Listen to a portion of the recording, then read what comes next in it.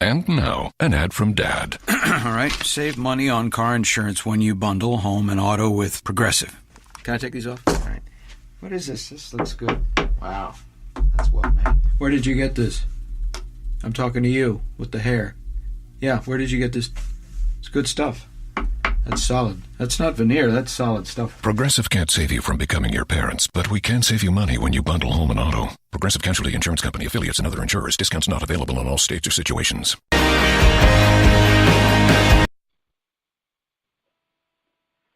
we're ready to go.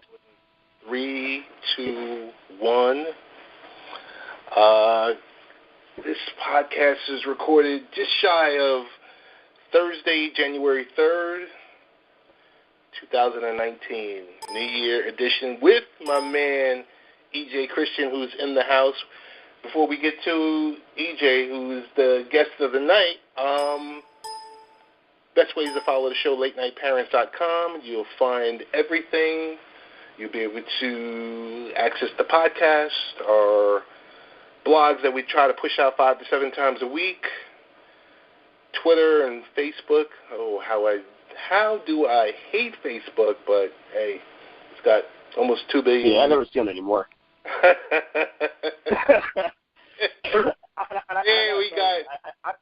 gotta say, for somebody who loves Facebook, or used to love Facebook as much as I did back in the day, it is now my third favorite social media platform. Like I'll be honest with you, I love Instagram. Instagram is right now my favorite platform of the 3 major platforms. I'll take Instagram and with Twitter, it's less personal, so I can deal with Twitter still. But Facebook has gotten, the last 2 years, has gotten so crazy that you have to balance it out. Hey, I just want to let everyone know we have none other than Ernest Christian, otherwise known as EJ Christian, the founder of the Earnestly Speaking podcast, Earn Speaking Media, host, founder, husband, father, podcaster, blogger, all the above. Entrepreneur, because you know we love interviewing entrepreneurs. EJ, what's going on, man? Man, I'm good, man. Happy New Year. It's been a long time, man. It's been a very long time. I know. It seems like a couple of years since the last time we recorded something. Yeah. I'm not sure. Is this the first time on this show, actually? You've been on my show a couple times, but I'm not sure. I was on your show. I think I might have bum rushed or called up, and man, I got to tell you, I've always been a big fan of your show. Thank you. Always been a big fan of your show. You also. Same with your show as well. You know that. Just the medium, just what you talk about, just how it's loose and cool and funny, and it doesn't have to be dark. It doesn't always have to be black against white. And here's the latest issue, and here's Trump derangement syndrome, and here's the left against the right. You know what? You have fun with that, and you touch this. Right. I think my goal when I do my podcast, it's been for years, any more so now, considering the climate we're in today, I try to be transparent and open and honest first and inclusive. You know, there are people who I disagree with political, stands and other things, but, as long as you don't hurt anybody, as long as you have good discussion, I like your perspective more than anything else. That's my goal. No, I hear you, and it was, I tell you, there's certain shows I listen to, and I like to take a little piece of their show, their perspective. My show kind of originated out of the blog, but I used to listen to my buddy who passed away last year, C.S. Keys, and I always used to like the fact that we would talk a little, let's say fiction or nonfiction, because no one solely wants a total sports show, because we can turn to one of the 4-letter networks or one of the many networks that are on TV. I like the fact that it's the mix. It's the mix of it, and it shows how you are as a person, that you can flip, you kind of flip it and bounce it from topic to topic, and you're not just like, oh, let me tell you about what LeBron James did last night. And we all know. Right. We turn on SportsCenter and we find out. Mm-hmm. For me personally, like, and look, I've been in this podcast now almost 8 years. So it's 8 years. And the thing is, like, it started as a sports-centric show, and it still is a sports-centric show for the most part. It's still, you know, on the sports foundation, I call it, more than anything else. But now, you know, I got, I don't say bored talking about sports, but at some point you want to open it up a little bit. And, you know, I allow the conversation to open up about other things I'm interested in, you know, whether it be, you know, pop culture, whether it be political stuff, whether it be, you know, music, especially too, what I'm passionate about. You know, through the years I've been more, you know, aware of being able to try to open discussion to more things.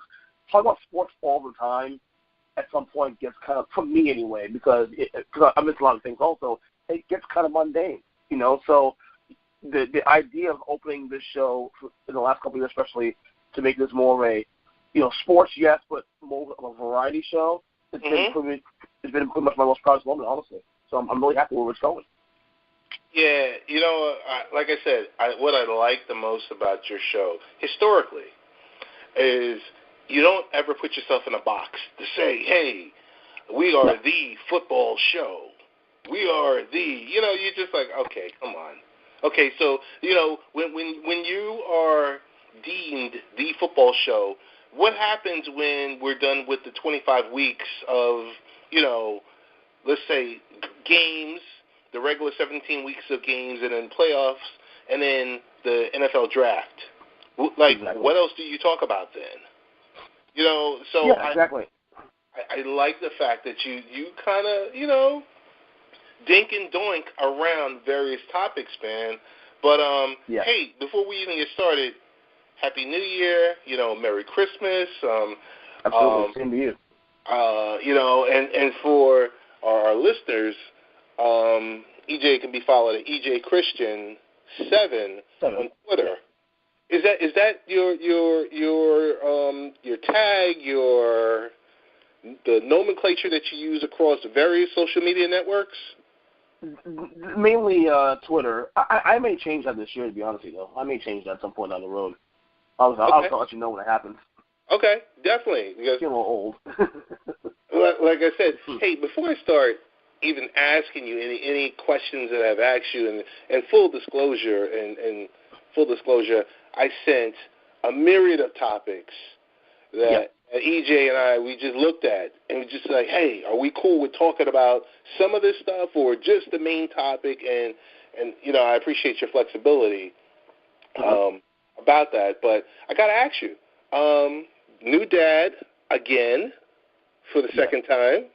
Congratulations. Well, at least since we last talked. New dad. That what you're saying is almost 2 years then. He'll be 2 I years know. Since we last, I think I gave you a shout out. I might have sent you a text message because I think. Oh yeah, I mean, you and I have spoken off and on Twitter and on text. You know, for years. It's just been doing the actual mediums together. I know. It's like a special event.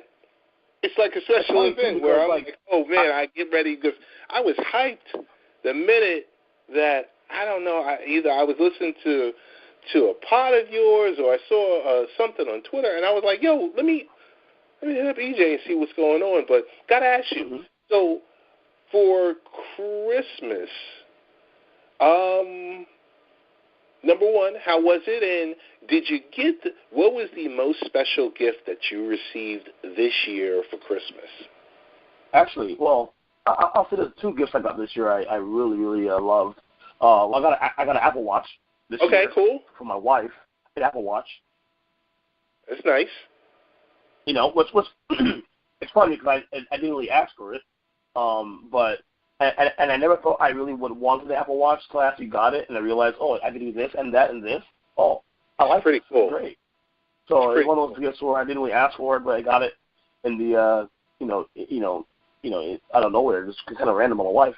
The second gift I got from my mother-in-law actually. And look, I'm a very simple guy. Like, gifts are very easy to get. You get me T-shirts and stuff, I'm good.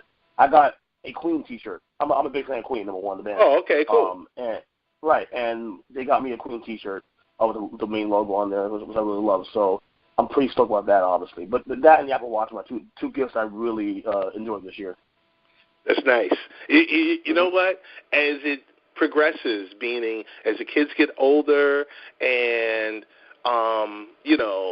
when you're married in the teens, in those years that, it's so funny because I got 4 white T-shirts and I got a ski cap.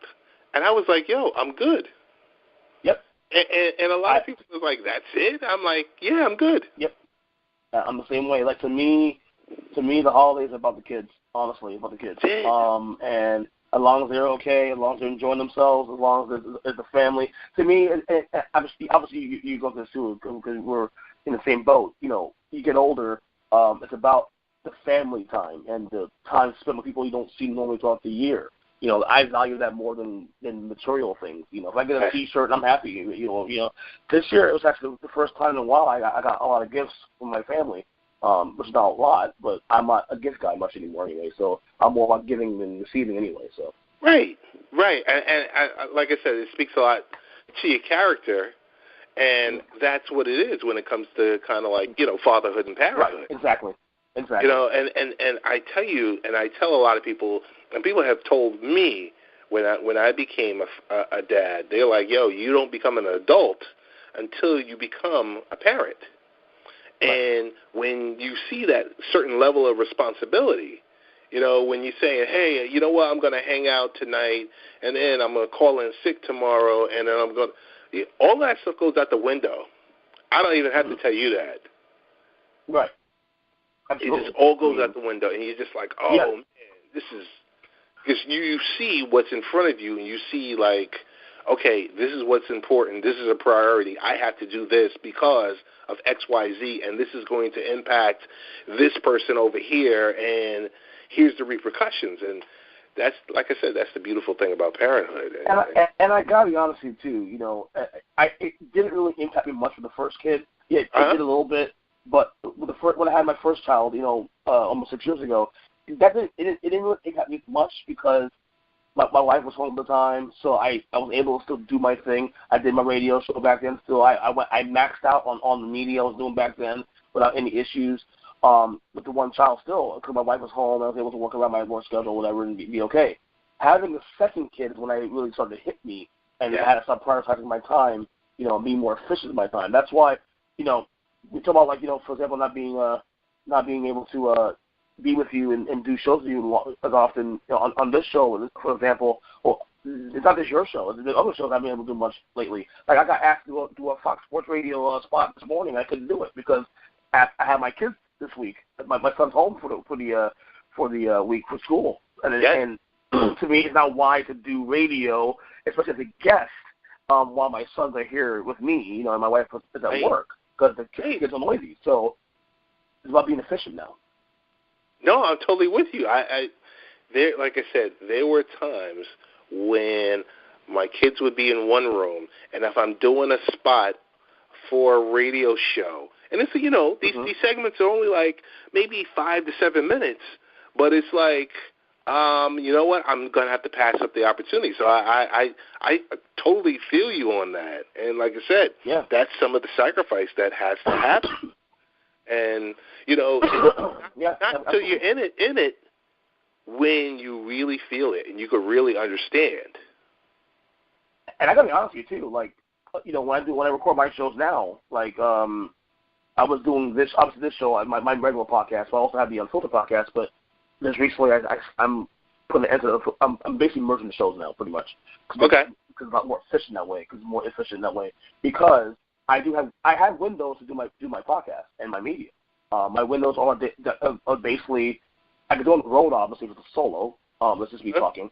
Or I can do my son's nap, or like tonight, if my wife's at work and the kids are asleep and I have a 2-hour window before she goes to work, like right now, for example, I can do it now. But I have to work efficiently now, which is good because it gives me a proper balance also, too. So that's actually a good thing in a lot of ways. You know what I mean? Totally with you on that. Well, hey, I got a couple of questions for you. Okay. We'll just throw it around. As you know, I know you're in the Miami-Dade County area? Palm Beach County. Say it again? Palm Beach County. Okay. So still South Florida, but yeah. Okay. So you still what, 305 area code? No, 561. Okay. So 561.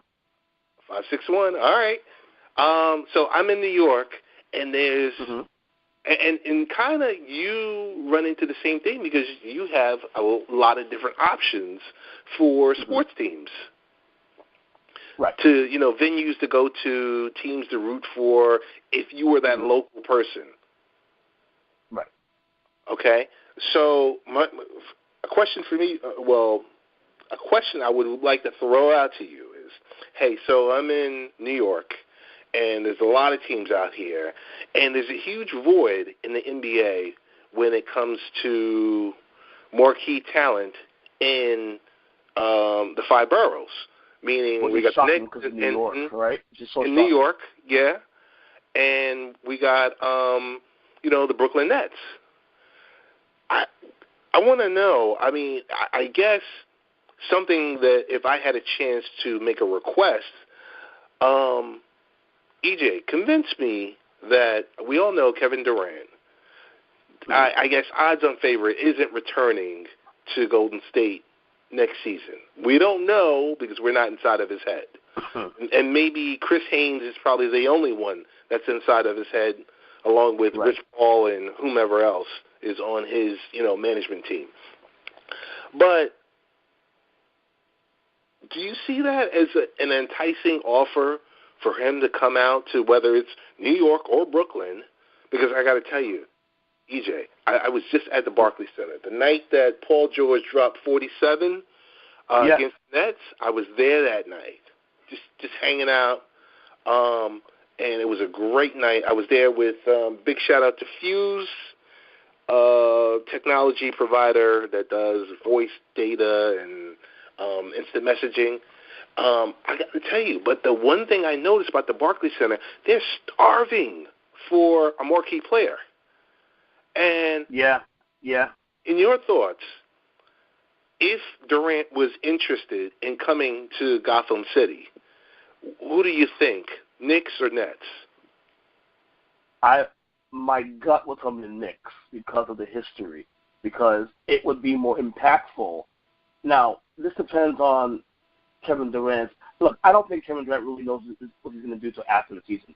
Because if Golden State wins on the title again, that's 3 in a row. Do you really not try for 4 in a row? That has been done since the Celtics in the 60s. I mean, that's too enticing to not try to go for 4 in a row.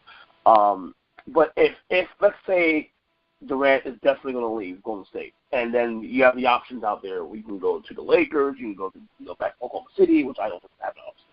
But it's always other options. I think New York, and I said in my podcast a couple months ago too. This discussion came up actually.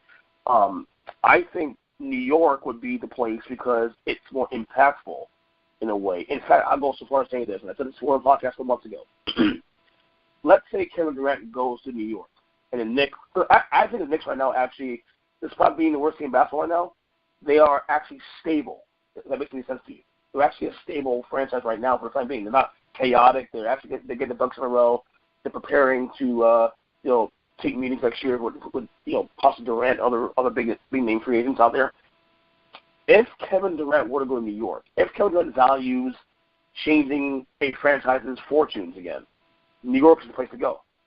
If Durant were to go to New York and win a title in New York, that would be bigger than LeBron winning in L.A. New York is, it's funny, the New York, the city, obviously, the biggest city probably in the world, okay? The fact that the Knicks have not won a title in 44 years, to me, is still asinine to me. It's mind-blowing to think a market like New York, and look, by the way, the Knicks aren't cheap. They spend money. James Dolan is not cheap. He will spend the money. He's just not a smart owner, but he does spend money. If the Knicks would actually get it right, if Durant goes to New York and they build a team on Durant in a couple of years and somebody win a title, that will be humongous. He'd be praised as a top 10 great because New York is starving for a winner, especially in basketball. Like we had some Super Bowls, the Giants, last 10, 15 years, the Giants obviously won a couple of Super Bowls, so I'm happy about it, of course, I'm a Giants fan. But for basketball, that is a basketball town. When the Knicks are good and they're relevant, that city it's bumping. And if Durant goes to New York and wins the title in New York, that would be humongous. That'd be bigger than LeBron winning in LA, honestly. EJ, I just want to let you know I'm going to date myself a little bit. Okay. I was 3 years old when the Knicks last won their title. 73, right? Was it 73? 73. So I was wrong, actually. It's been 46 years since they won the title. Okay, so then I was 46, so then I was 2 years old? Yeah. I mean, yeah, I wasn't even born yet, by the way. I wasn't even born yet. I'm born in 80. I saw the Knicks in the finals twice. I've seen the Knicks in the finals twice in my lifetime, in 1994 and in 1999. Oh, man. 71 was a good year. Well, at least that's what my parents say. Right, and I'm not even a Knicks fan, but I love Patrick Ewing as a kid growing up. So I've been a Heat fan. I've been a Heat fan ever since pretty much since the team started in '88. But when the Knicks were in the playoffs and he wasn't in the playoffs, because of my hatred for Michael Jordan growing up, I wanted the Knicks to win. Of course. Because of Ewing. So in '94, I was all in for the Knicks to win that title against Houston. I was all in. And I was heartbroken when they lost that series, to be honest with you, because I wanted Ewing to get that ring. We all did. We all did up here. You know, it was so funny back then, in the early 90s, during the playoff run, when the Knicks would shave their heads, I would shave my head also. Then it got to the point where I said, well, wait a minute. Every summer I kept shaving my head, my hair kept coming back thinner and thinner and thinner. I said, whoa, wait a minute. I think I'm on to something. That's the problem. Well, mine's thin now too. Actually, I used to brag that I had great hair, but now thank God I always shave my hair anyway because I look better as bald anyway. But when I grow my hair out every so often, my hair's starting out now, so I'm actually losing my hair too. So yeah, it's I don't know, alopecia or whatever you want to call it, but I was onto it. I took it and I just kept it bald from that point on. I was just like, oh, okay. Mm-hmm. It's like that. People have no idea how old you are. Yeah. But if Durant goes to New York, man, for some reason, that would be humongous because it would be a worldwide event. Because New York would be a worldwide event. So tell me this much: Do you foresee if he was to come to? I agree with you. I'm definitely thinking MSG, Knicks.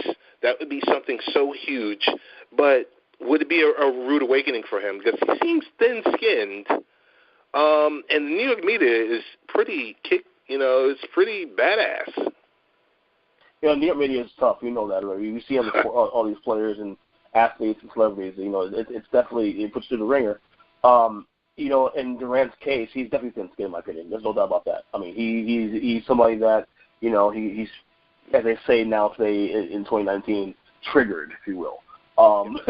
But that being said, I don't. This is the thing now, because there's a thought that maybe Kevin Durant going to Golden State, he thought that winning the title there, it would diminish the hate out there because of LeBron. Because even though LeBron did it in Miami, he got the hate initially. When he won in Miami, it sort of mellowed out. With Durant, and he never really did that. And I think a lot of that because of the fact that the Warriors are a historically great team. That's probably why. So does Kevin Durant now does he feel like in his heart that for me to get back to respect from especially all the old school guys, for example, do I have to go to a franchise that is middling or just on its ass right now, like New York is, and turn it around and win there? Is that something that he prioritizes? That's the question. That's actually an honest question, because that'd be the only way I think Kevin Durant can actually earn the respect from people that he perceives as guys who you should be respected by. So that's the one thing I really want to see. This is why I think he may have an idea what he wants to do after the finals this year if they go to the finals and win it again. But I don't think he'll ever actually make a concrete decision until after the finals are over. Because remember, also the whole thing's going to the new arena next year as well. So there's a lot of reasons why he would want to stay in Golden State too. So. Right. Oh no, I agree. So on the flip side to it, what do you think? Who could Brooklyn attract? Because, like I said, you've got an arena. I got to tell you.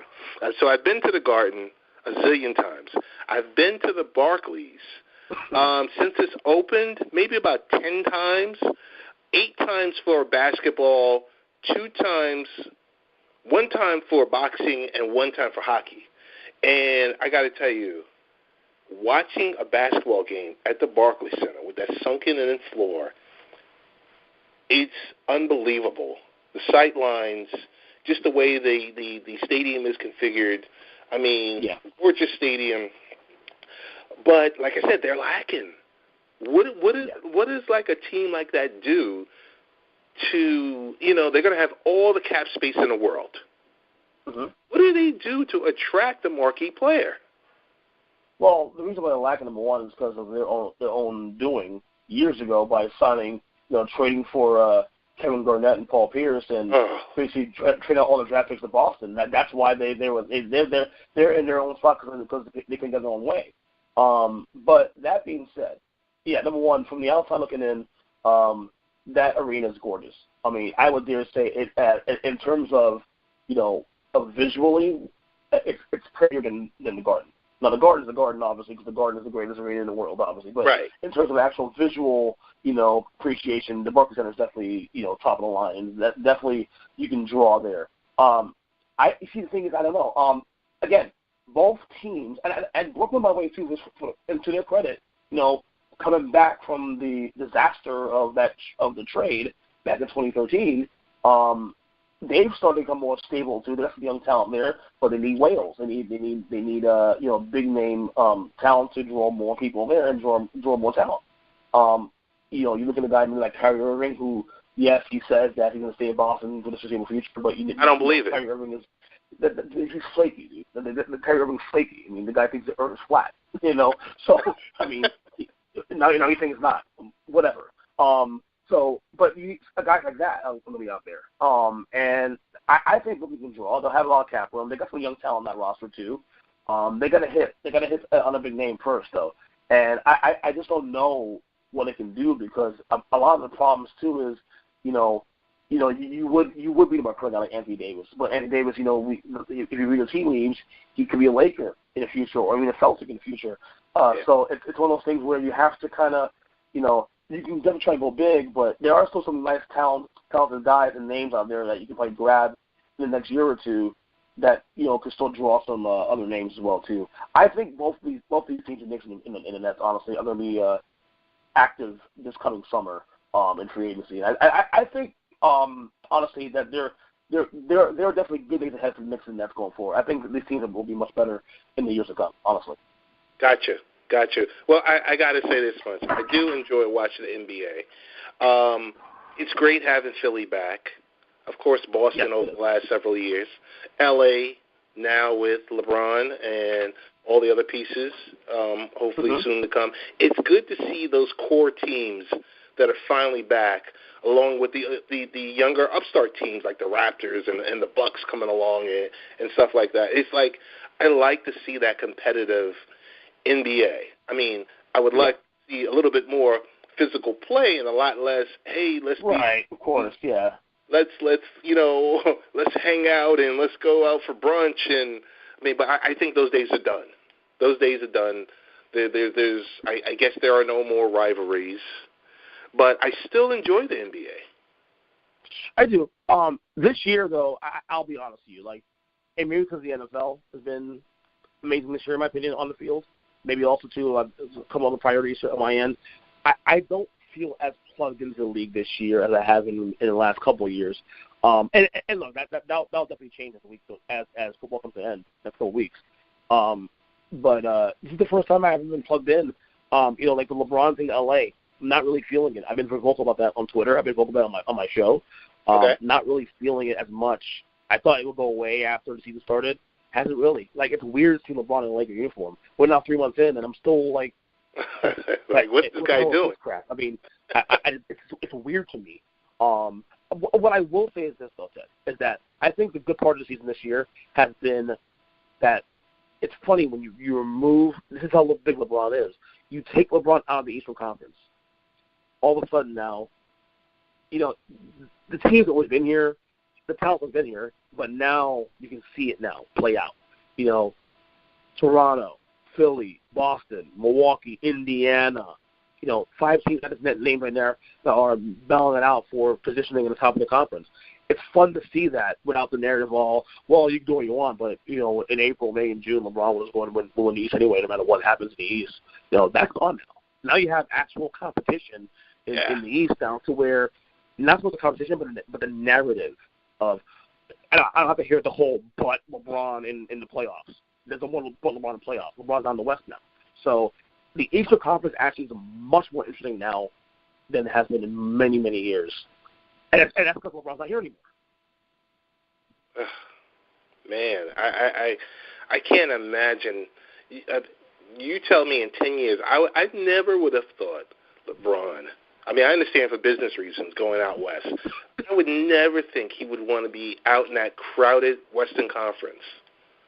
When he had why he's doing though. It has nothing to do with basketball. More to do with his brand and his basketball, in my opinion. Yeah. It's definitely about I get it. His brand is powerful. His brand. No, I get it. I respect it. I mean, it's his. He's earned the right to do this. He's worked hard. He's worked very hard to put himself in a position to be this guy. Love him or hate him. He put himself in the position to do this. That is true. Hey, I do want to give this is Late Night Parents. You can listen to us or watch us or all the above. You go to latenightparents.com. And for those of you that are lazy, type in lnp.tv. It'll bring you to the same website. It's a different domain name, but it's going to push you there. You'll get to see the latest blogs, wikis, some of the stuff that we have on YouTube, the weekly radio show, all the above. So we want to give a big shout-out to Mile High Radio, milehighradio.com, that plays the podcast during the week. Shout-out to Bobby Blackjack. Hey, so yesterday I took, yesterday meaning Tuesday, I took my son to Aquaman and Into the Spider-Verse. And my son is older than your son. My son is 11. Okay. My question to you is, have you seen it? And follow-up question is, what type of movies do you take your son to see? Because, ever since Ant-Man, of course, with Infinity War and then Ant-Man, there's been like a huge gap because everyone's waiting for Captain Marvel in March. So what type of movies do you take your son to see, your older son? And did you get a chance to check out Aquaman or Into the Spider-Verse yet? Okay. In terms of my son, we take him mainly to the Marvel movies, the ones that are appropriate to watch, and a couple of the kids' movies. It actually took us a long time for him to go to movies because every time when we take him to movies when he was younger, he used to always be restless and stuff, and they'd be like, okay, well, he obviously wants to have 2 hours to watch this. But lately, now the last year, we've been doing it, and he's been going to the Marvel movies. He's my mother-in-law would take him once to the movies too to see Despicable Me or whatever. So obviously, the kid movies he likes to watch. My throat's I'm trying to clear my throat. In terms of Aquaman, I haven't seen it yet. My wife did though. My wife saw it on Christmas night actually, without me, and she loved it. I'm trying to find time. I'm trying to find time to see it. Again, this is where the whole thing about being a dad and finding time to do things. If we don't have a babysitter, what we do is when we split. Let's say, for example, we want to see a movie, but we have the one to watch the kids. So what we do is that she'll go with her brother or whatever, or I'll go with somebody else, and split up. So and one will stay back watch the kids, and we'll split it up after that. So she already saw the movie last week. I'm dying to see the movie too myself. But when I will go see it's a question. So I haven't seen it yet. She has, and she loved it. Perfect. And I totally get you because, like I said, being in a similar situation and raising the kids and, it's always a special event for us to go out without the kids. It's different now that they're older now. My daughter just turned 17, believe it or not. I'm like, oh my goodness. She's talking about EJ. She's talking about going to the military. I don't even know how I feel about that. I'll leave that for another time. But I got to tell you, big difference from when the kids were younger and the flexibility. Because like you said, one is home, the other one is going out food shopping. One is home, the other one, well, I would be home, and my wife would be like, hey, I'm going to the mall. Or like when we would pack the kids up and go to, like, I guess I overuse the word event. It is like an event. When the kids are smaller, getting them loaded up into the car and getting everything equipped and ready to go and all, it was a lot. It was a lot. So I fully understand what you're talking about. Yeah. It's definitely a challenge. I mean, again, we work around that. Like I said, we do what we can. It only becomes an issue when it's things that we are both interested in. Like if I go to a ball game and she's not into the ball game, obviously I'll go and she'll stay behind with the kids, not a problem. But if it's something that we're both into, which there's a lot of things that we're into that we both want to go to, like sometimes some concerts that her and I want to go to together. And again, this only is an issue when we can't find a babysitter. You know what I'm saying? So. Hey, so I have a NFL-related question. Now, we won't talk Wild Card Weekend because, like I said, I like to record podcasts that we can play it today, we can play it tomorrow, next week, 6 months from now, because, and the stuff that what you're dropping is just golden nuggets all the way around. So something happened 2 days ago, or almost 3 days ago. It was called Black Monday. My question that I just want to throw out there, because did you feel a certain way when so many African-American defensive-related coaches being terminated on, per se, Black Monday?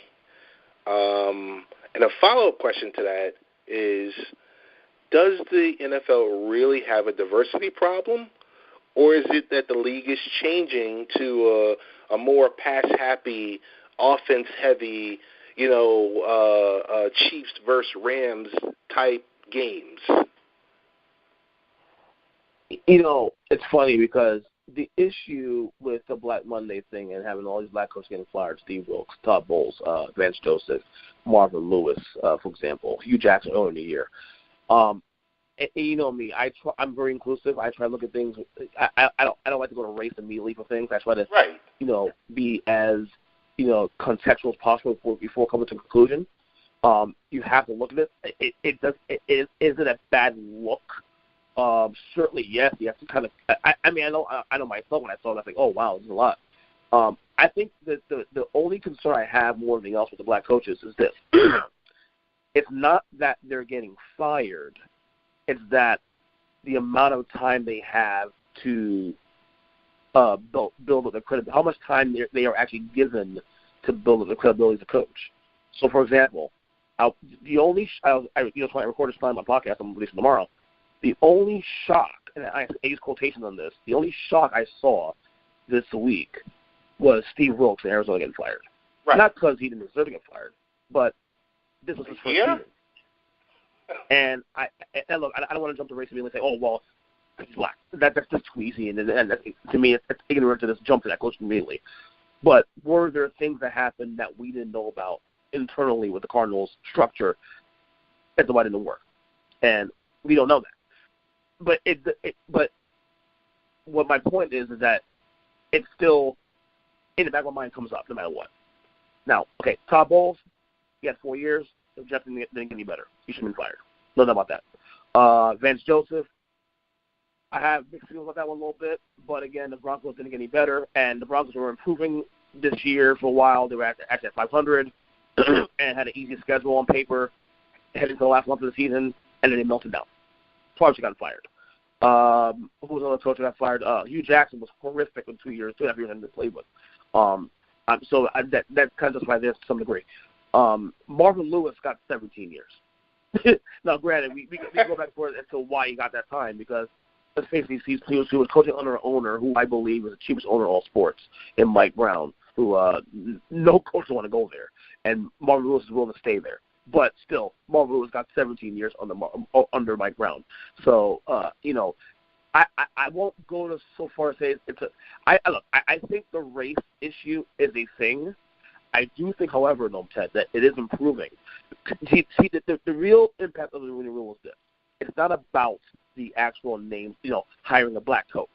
The main success of the Rooney Rule is getting the name in the network. Because once you start doing interviews, that's how Mike Tomlin got in. Mike Tomlin got in for the same reason, and he's been a coach for the last 12 years now in Pittsburgh. The Rooney Rule is effective because of the networking more than anything else, not because of just I got to hire a black coach. There's not that. It's the networking.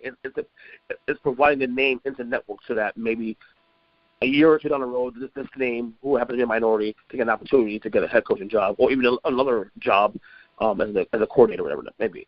So I think it's improving, but the only concern thing I will say is that the tenure of how they serve is a little concerning. The Steve Wilkes 1 year, a little weird there.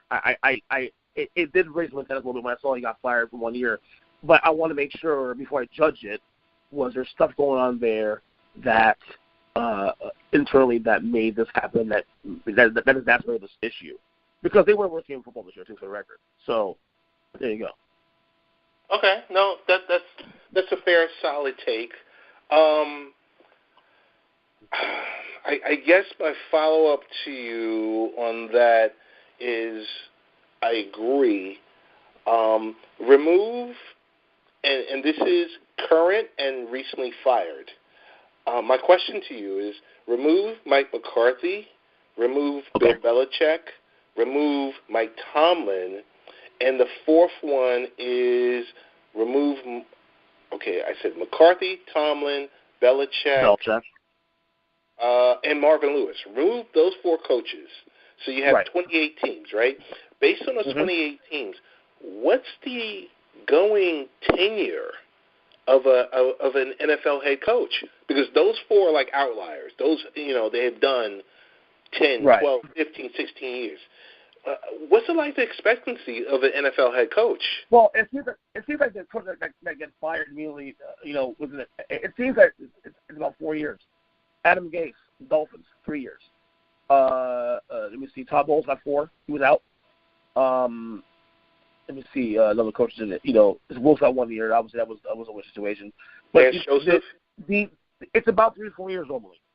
It's about 3 or 4 years. Like Ben McAdoo last year, not 2 years, was out the door. He was not even 2 years, a year and a half. He was out the door for the Giants. So it depends on the situation, but typically it takes about, by your third year, if you're not improving, that's when owners get a little antsy. That's basically what I've seen. So is it safe to say Matt Patricia is going to have something to be worried about if he doesn't turn around the team by next year? Oh, yeah. I think if the Lions don't improve, so this year they finished, I think it was 6-10 this year. So let's say the Lions don't get to 500 this next year at least. Yeah, I would say he'd be at least on the hot seat going into this third year. So just to dovetail back, would you say the Rooney Rule is dead, or is it alive and kicking? It's working. It's working because you see more. Again, it's about the network. It's about the name in the network. It's working. We've seen an influx of black coaches in the league since its inception. I mean, we've had. I mean, Manuel just got fired this week, so they were part of the Rooney Rule. These guys were not coaches prior to the Rooney Rule, so it's worked. So you're getting the opportunities. My concern is, and again, I don't want to think about race because there are still white coaches getting fired 3 years in. Adam Gase got 3 years and he's gone. I mean, think about McAdoo. And by the way, McAdoo was gone. You know what I'm saying? So it's work. I think it's working in my opinion. I mean, whether or not the tenure is the only issue. I would, like I said, Steve Wilkes 1 year. That was a little antennas there. But other than that, I think it's working, honestly. I'll give you this quick hot take, and this is going to be really quick. I think the NFL is the last American mafia that's alive, without a doubt. Yeah. That operates and does whatever they want to do, and they generate billions upon billions of dollars, and they don't give a damn about anything or anyone. With that, I do say, with the Rooney Rule, with the Fritz Pollard Alliance being involved, there is a development program, and like you said, you get added to a list, and it's kind of like you take a test. If for anyone that's listening that's taken a city test, and this regardless, and within America, wherever you take, a city-related test, you get added to a waiting list, and then you get called on it. And I kind of look at that analogy, and as I look at what happens with the NFL development program, I do think it's something good. We all do bus on NFL. I tell you, I was only really engaged in the NFL, EJ, because of my involvement with fantasy football. Right. I watch Red Zone, and solely that's about it, because I tell you, the Jets stink. The Giants stink. And I'm like, But is that a quarterback? But to be fair, the Jets fan, you're a Jets fan, obviously. I'm a Giants fan, but you're a Jets fan. You got a quarterback, to look forward to. So, you got something going on there, a little foundation going. Oh, yeah. I attended one game this year. And you and I are similar. We take our hard-earned money, we support our families, and then if we want to go to any type of sporting event, of course, we get the clearance from the missus, and we go and attend. And you know what? These games aren't cost-effective, and the beer is watered down, and the hot dogs are $9 and $10. And I attended the Jets and Vikings game, and I left by halftime, along with half of the stadium, because the Jets were just getting the doors blown off of them. And I remember that game. I was like, yo, you know what? Let's take a picture. Let's put it on social media, and I'm ready to get out of here. And yeah, I'll be honest with you too. I don't enjoy going to football games in general anyway, so I tend not to go to football games anyway. That's the one sport where it's definitely a TV game more than a in-person game. Like I enjoy going to baseball games. I enjoy going to basketball games, even hockey. Football I don't enjoy as much, and I love the sport, but I like it on TV. This was the first time in, I think, 4 or 5 years. I usually do a Jet game, and I try to squeeze in a Giant game, and I'll go to one out-of-market game. So whether I'll travel to Baltimore and see the Ravens or the Deadskins, or I've traveled to Dallas to go see Giants Dallas, and I've traveled to San Francisco to go see Seahawks 49ers. Right. But it's more of a treat because you're sitting here and you're dropping $400 on tickets, and then the flight and this and that, and you're just like, okay, this is a really expensive weekend. And I agree with you. The in-game experience, I can get that from my home, looking at the high-definition TV with the high refresh rate, and I'm like, I feel like I'm right there, because when you look at the in-game experience versus what you see on TV, where's that value add? Yeah, I'm with you. Like, to me, if the only plus of going to a game and paying that kind of money is that if you're going with a group of friends, you're going for experience with friends or anything else, I can't imagine paying that kind of money to go to a game anyway, to be honest with you. That's true. That's true. I can't. I mean, it's not something, and like I said, the aesthetically anyway, the sport to me is a lot more fun to watch on TV than in person, because, like, number one, I like to be home and do my own food, do my own wings and do my own drinks and be able to have Red Zone and all that. There's some value to that. Like, if anything, I'd rather go to a college game than go to a pro game. I've never been. I mean, outside of the urbanized Hampton against Howard games that used to be in the Meadowlands, I've never been at an actual college football game. I'm sure that experience has got to be really exciting. It seems exciting on TV because the college experience is more authentic. Like, it's not. There's no money in. Well, I mean, there's money involved in terms of the the schools and the the upper people, but in terms of the actual game itself, like it's a lot more passion. These kids are excited about the school, and it's about the school and about the pep rally and all that. To me, that's more satisfying to me than going to a pro game. Honestly, I just don't enjoy the pro games anymore. I just don't enjoy it. To me, it's to me, I think that's what I don't enjoy it. It's the value and monetary value versus the experience. Like I have no problem dipping $100 to go to a basketball game, but the experience is a lot more entertaining. Whereas a football game is just not as entertaining. And then you go to a game with your kids and the potential fights and the idiot drunk guy next to you that might start bringing on a fight. Hey, come on, cursing and carrying on. You know what? Whatever, dude. Yeah. I love. Honestly, I love baseball games. I'll be honest with you. Like, look, baseball is my third sport, but it's my third sport to go to 10 games because it's more relaxing. I love it. There's nothing like. I'll tell you this much. I enjoy, of any sport, attending baseball. The most exciting sport I've ever attended, being at hockey, attending an NHL game. Oh my goodness! Totally. Yeah. Incredible experience all around. For me, I love MLB. Yes. And this year, I promise to be a lot more.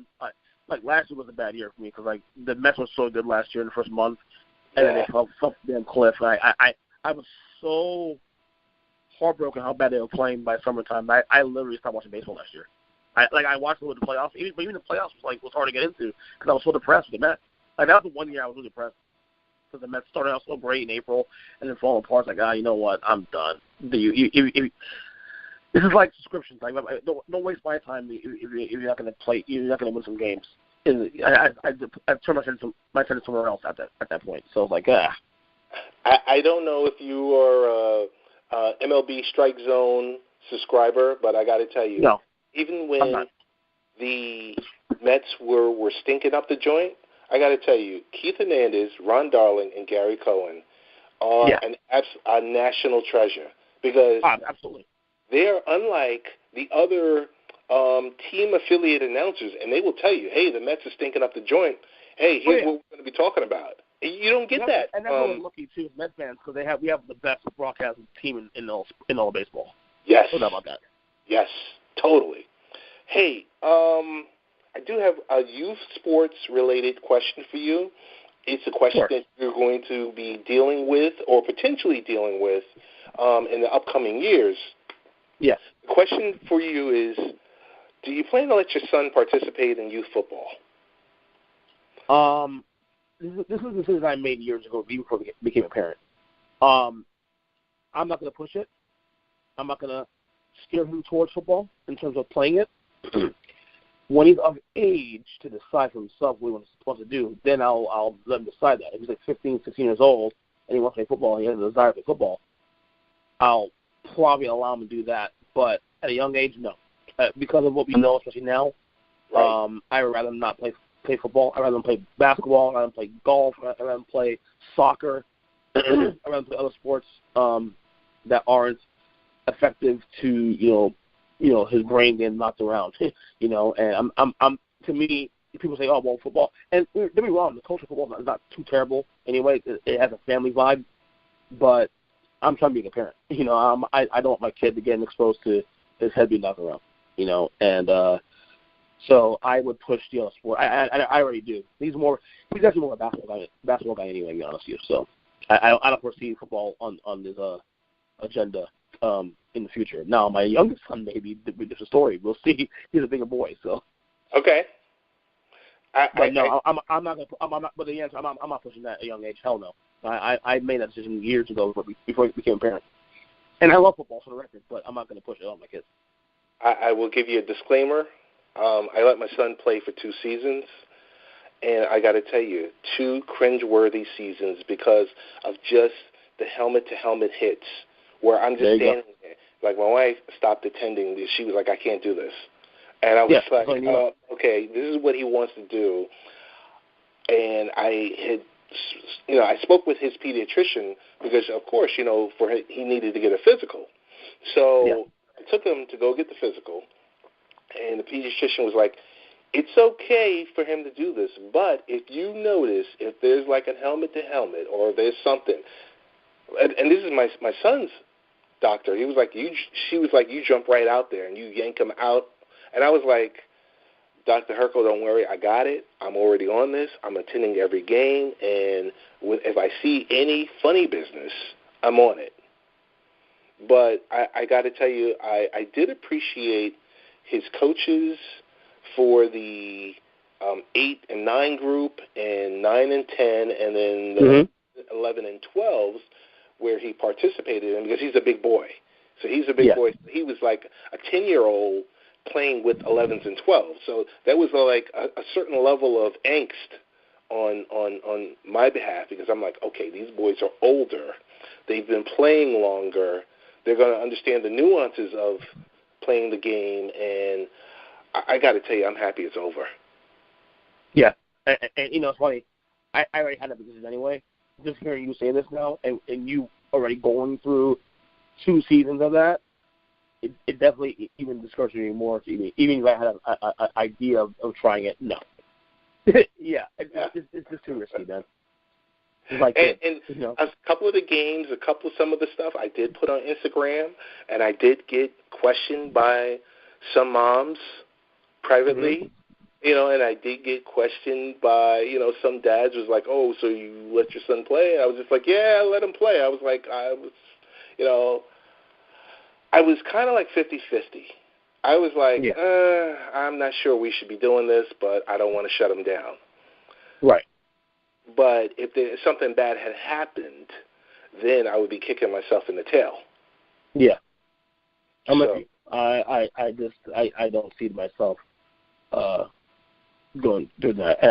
I don't think he will either. Like I said, maybe my youngest son might want to do it, but my older son, no, I doubt it. And I'm not pushing it. Definitely not. And we did the right thing with pulling him out, honestly. Got you.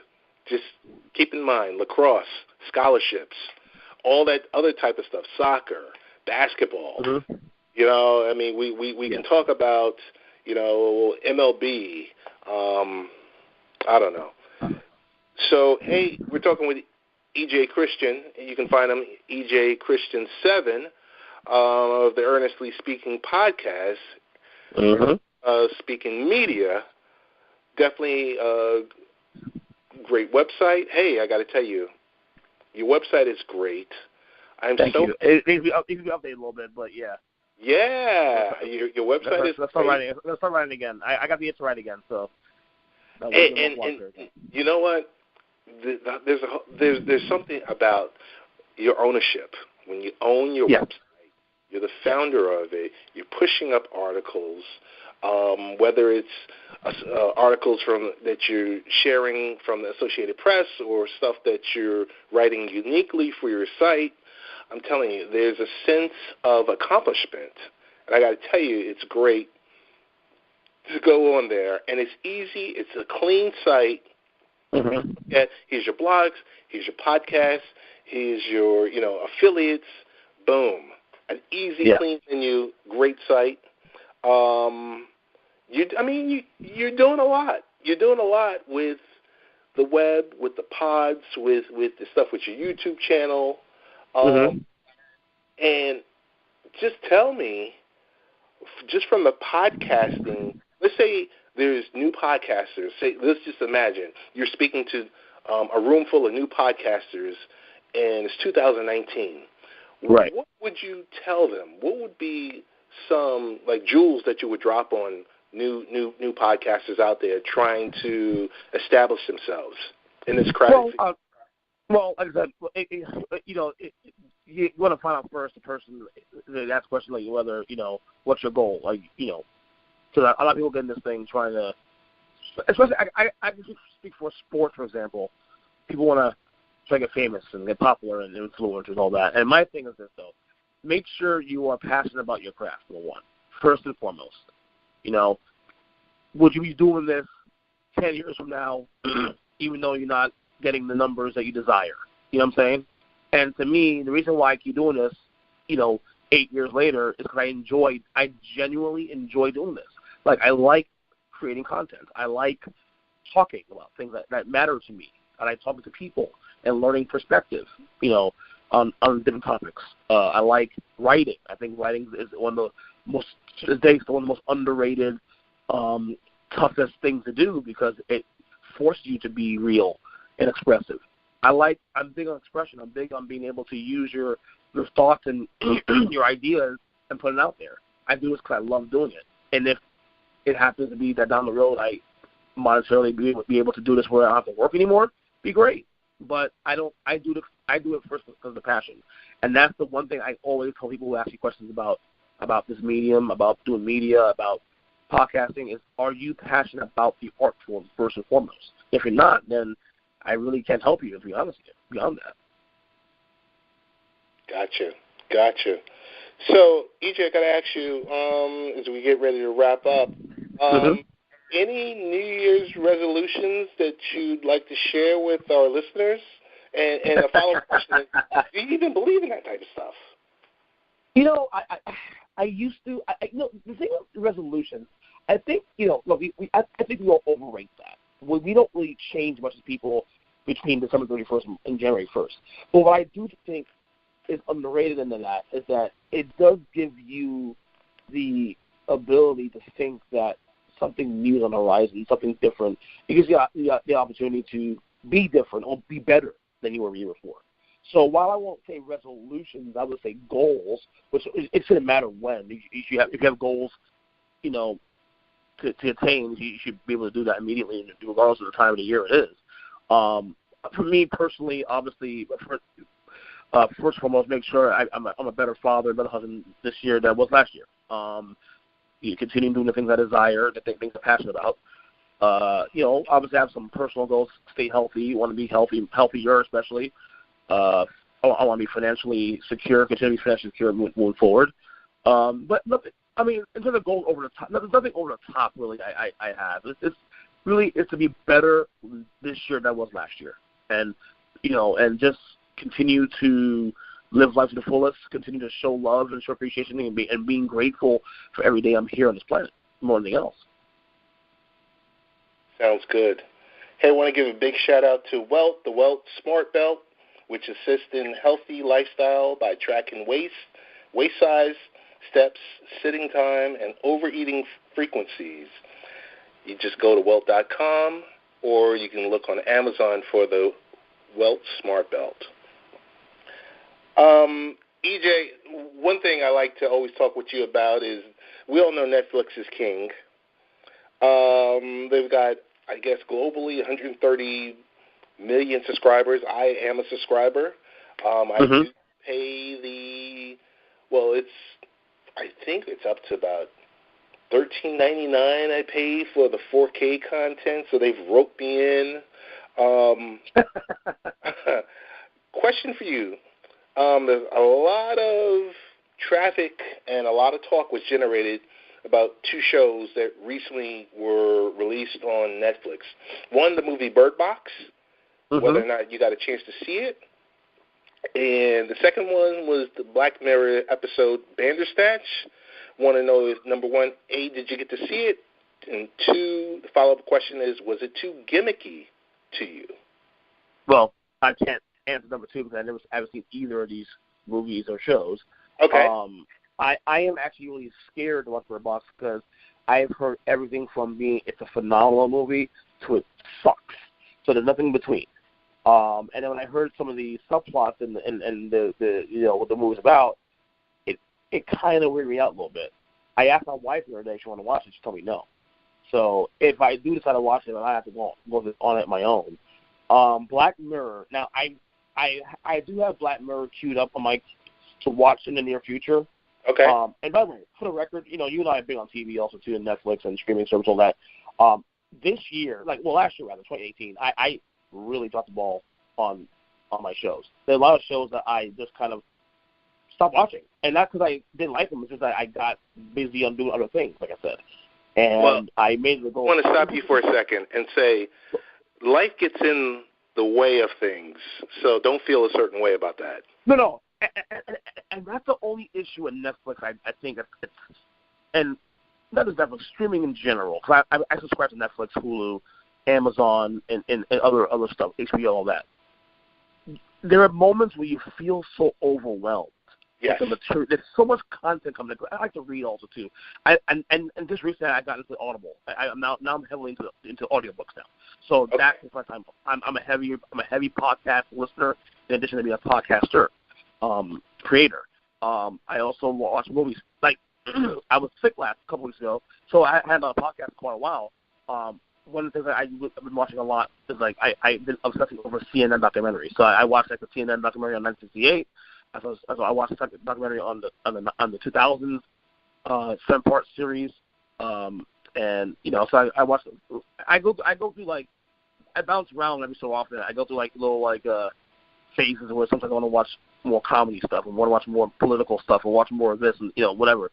So I went through my little current events phase the last couple of weeks. So, but I did tell my wife and I we're going to attack all these shows I'm behind on this year.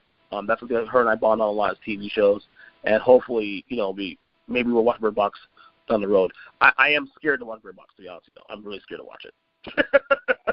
Got you. I just watched it on Saturday. And did you like it? I really liked it, and it's not going to be. There's a certain aspect that you're going to be looking for that doesn't happen. Mm-hmm. And you're going to be like, okay, this is great, but it could have been even better. It could have been phenomenal if that certain aspect. And I'll just leave it at that because I don't want to spoil anything for you. Bandersnatch, I thought, was very gimmicky. You sat there for a 90-minute story. You can do a deep dive and be 3 hours into it. Is that connected to the TV show as well? It's a standalone episode, but it's connected to the TV show, but it's a standalone episode, and it's interactive. Okay. So you're like, okay, do I go left or do I go right? And that'll lead you down that rabbit hole. Do I have to watch TV show to watch the movie? Or no? No, not at all. Totally standalone episode, because Black Mirror is like an anthology series, so you'll get 5 or 6 episodes each season, but none of them are interconnected. Okay.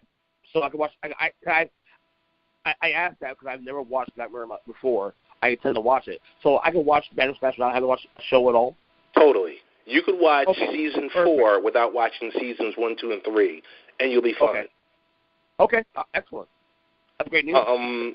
I guess last follow-up question to this topic is, when the aforementioned Disney Plus streaming service is made available, I guess, later in 2019, are you subscribing? Or is it overload? I'm going to subscribe. I'm going to have no choice. I have kids. Gotcha. I have to subscribe to it. Have to. I think no doubt about that. Anyone with younger children, you're going to be duped into subscribing for it because it's going to have all that content that's related. It's going to be, at the most PG-13. And, I think it's a win-win. Hey, I do have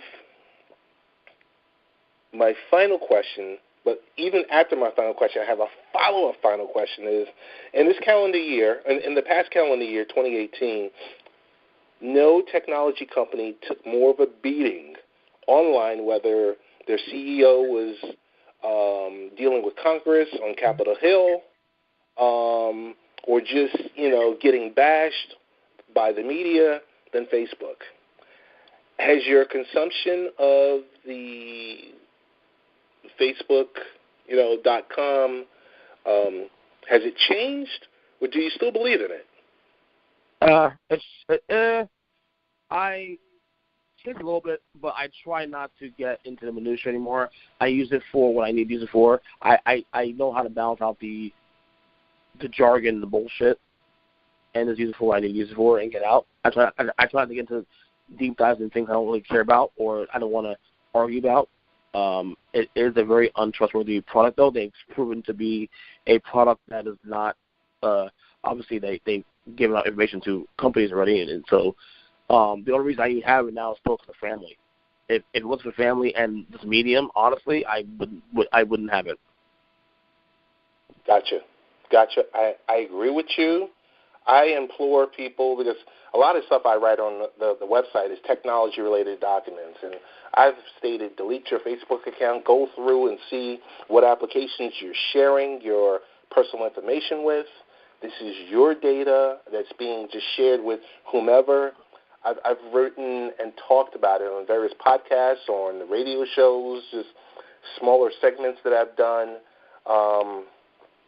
You got to be careful with what you're sharing. And I see a company that really doesn't give a damn, and they've just sold your data. They've done no different than when Verizon or AT&T shares your phone number with various marketing firms, and you get those wild phone numbers that call you with, hey, you just won such and such, such and such. And you're like, well, wait a minute. I thought I opted out of this. And when, you think about it, when you share your data with these third-party companies and with social media, you've basically given them the right to do whatever because it's on their medium. Right, exactly. Yeah, and again, I got a little more weirder now of the social media aspect to some degree because of that now. But again, I keep for me anyway, I keep everything basic now. I don't go too more in detail like that need to be. Gotcha, and that's smart. That's smart. It's about how much you share more than anything else. Yes. Because you know what, and I don't want to belabor this too long, but I look at the millennials, and here I go. Usually on each of the episode on the podcast, I sound like the old guy screaming, "Get off my lawn!" But I'm like these millennials that just share every aspect of their life, and I'm like, okay, you're in the south of France, no one's at your house gets robbed, and then you get on, when you get back from your vacation, you talk about you got violated. And I'm like, hello?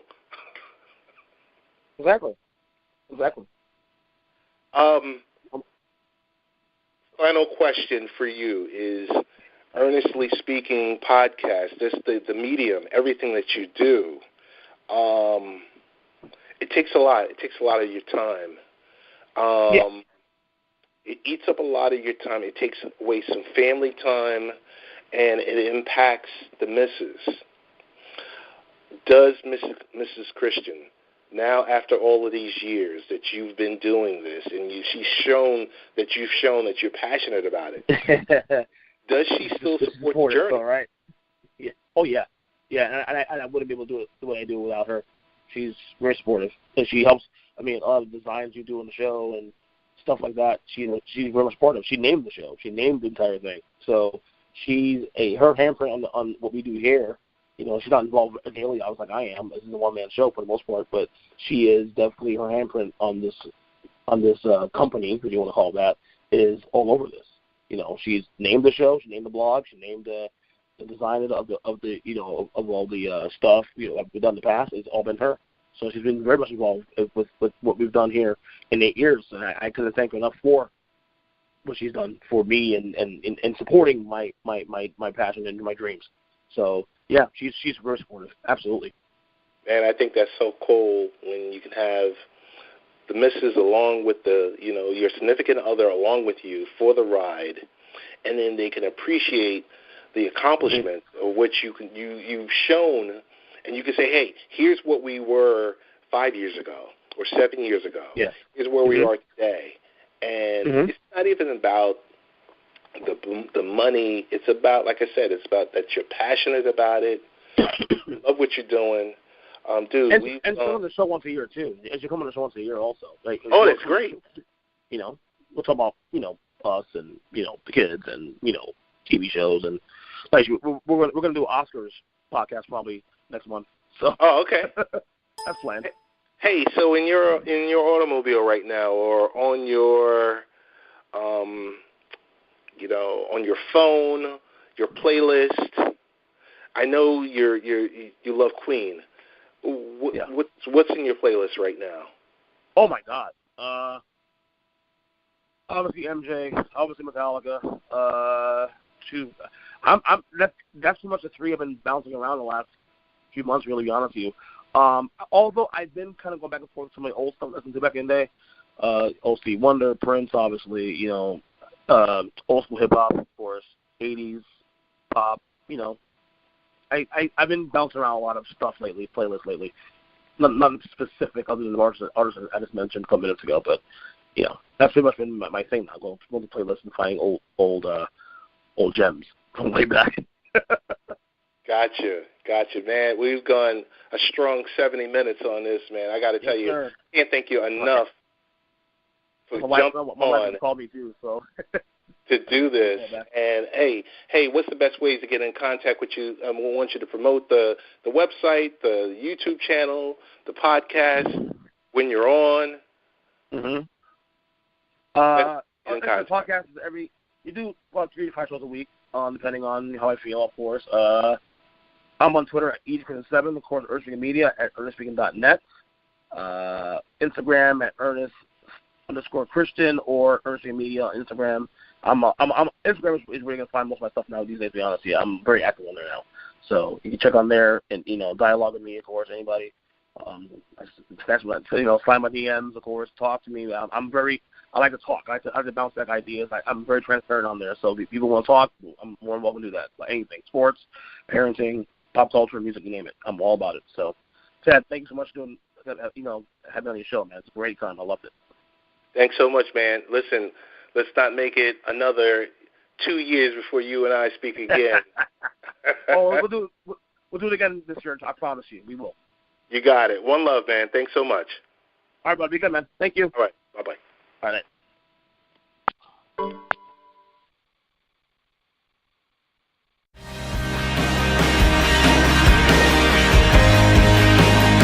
Hi, it's Jamie, Progressive's Employee of the Month, 2 months in a row. Leave a message at the... Hi, Jamie. It's me, Jamie. I just had a new idea for our song about the Name Your Price tool. So when it's like, tell us what you want to pay, hey, hey, hey, and the trombone goes, blah, blah, blah, and you say, we'll help you find coverage options to fit your budget. Then we just all do finger snaps while a choir goes, savings coming at ya, savings coming at ya. Yes? No? Maybe? Anyway, see your practice tonight. I got new lyrics for the rap break. Progressive Casualty Insurance Company and Affiliates. Price and coverage match limited by state law. Let's say you just bought a house. Bad news is, you're one step closer to becoming your parents. You'll proudly mow the lawn. Ask if anybody noticed you mowed the lawn. Tell people to stay off the lawn. Compare it to your neighbor's lawn. And complain about having to mow the lawn again. Good news is, it's easy to bundle home and auto through Progressive and save on your car insurance, which, of course, will go right into the lawn. Progressive Casualty Insurance Company, Affiliates, and other insurers. Discount not available in all states or situations.